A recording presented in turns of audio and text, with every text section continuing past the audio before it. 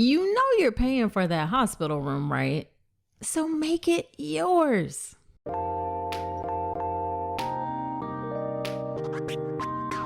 Welcome to the All About Pregnancy and Birth podcast. I'm Dr. Nicole Calloway Rankins, a board-certified OBGYN who's been in practice for nearly 15 years.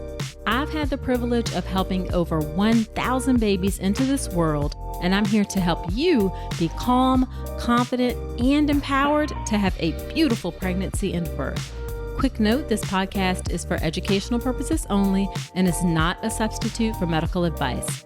Check out the full disclaimer at drnicolerankins.com/disclaimer. Now let's get to it.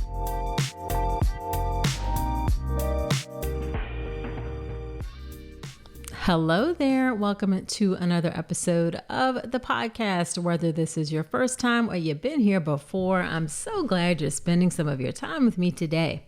Now, in this short episode, I'm going to share 4 things that you can do to make your hospital room yours.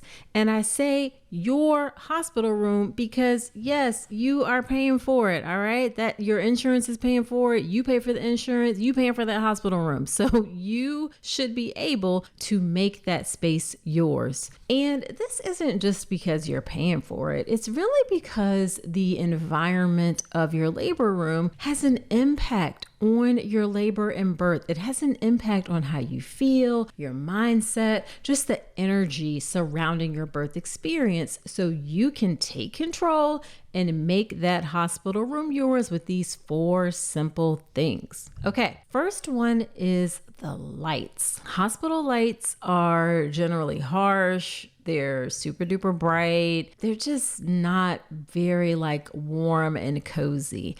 Now, granted, many hospitals on labor and delivery units are realizing that they need to work on the lighting, and when they do renovations and things like that, they make the lighting so it feels a lot more homey or more comfortable, but that's not always the case. And there will probably still be those bright lights that can be turned on just in case.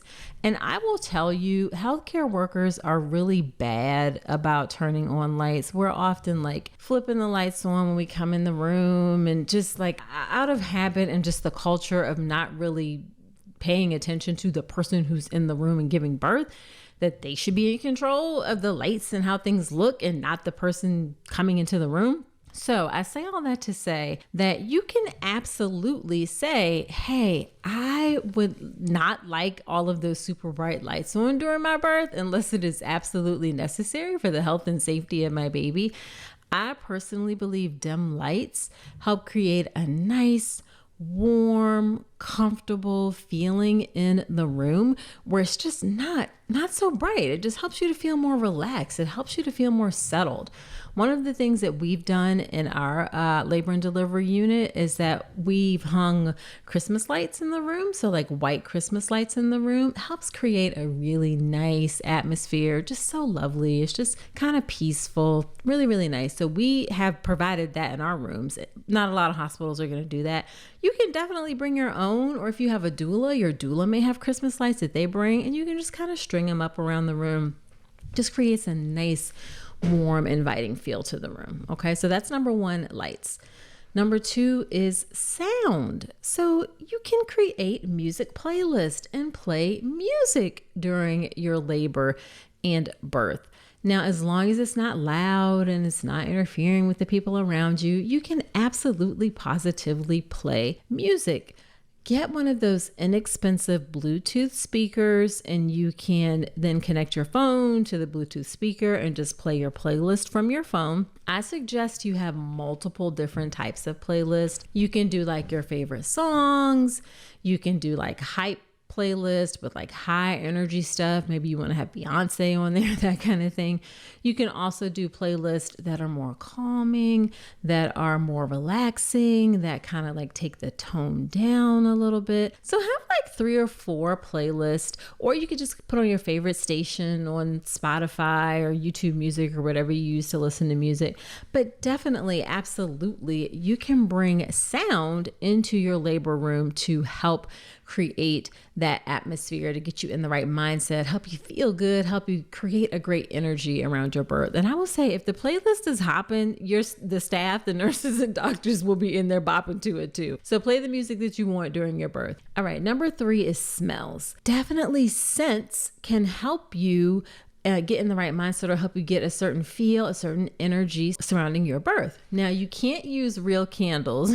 Just a quick story. Once a patient had some real candles in the room, and I went in and I sat down. I was like, oh my gosh, it just smells so good in here. We were just talking. We were just chit-chatting. And the nurse comes in and she's like, Dr. Rankins, we can't have real candles in the room because there's oxygen in here and that's like a big fire hazard. So you can't have real candles, but you can have essential oils. You can have essential oils in a diffuser. Lavender is really nice and relaxing and calming. So lavender is a great one. You can bring that diffuser, or you can put it on cotton balls. And cotton balls are great because you can just kind of sniff it yourself. It doesn't necessarily put the scent in the whole room, because sometimes you'll find that at some point you like the scent, some point you don't like the scent and you want it to go away. So with cotton balls, either someone can hold it in front of your nose or you can hold it in front of your own nose. But then when you don't want it anymore, you can just take the smell away. Now, of course, smells aren't for everyone. Like, you don't have to do this, but this is just one of the things that you can do as long as you don't do the real candles. Okay. All right. And then the 4th thing is things. So there's lights, there's sound, there's smell, there's things.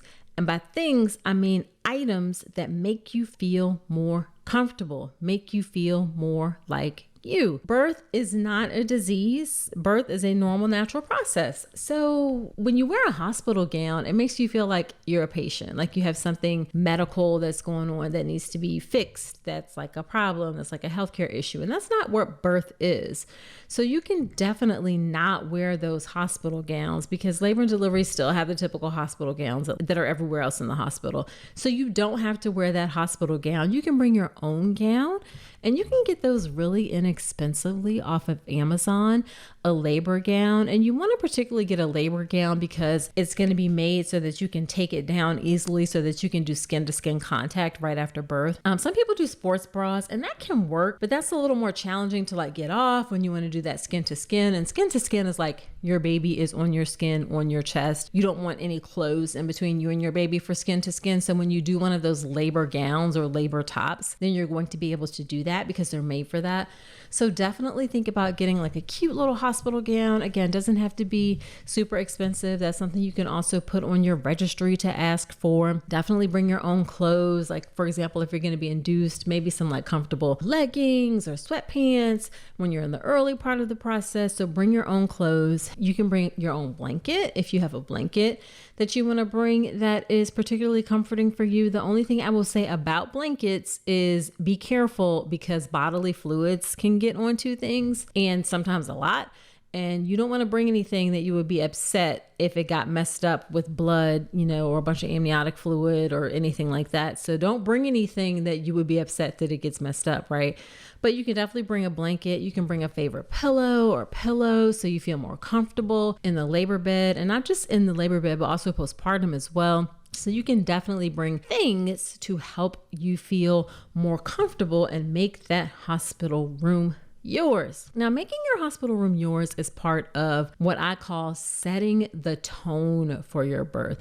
It helps to put some things in place that set things up or set you up for success during your birth experience, by making sure you have the right support around you, by getting in the right mindset for your birth. And again, these things that help create the physical space and energy around your birth are also part of setting the tone for your birth.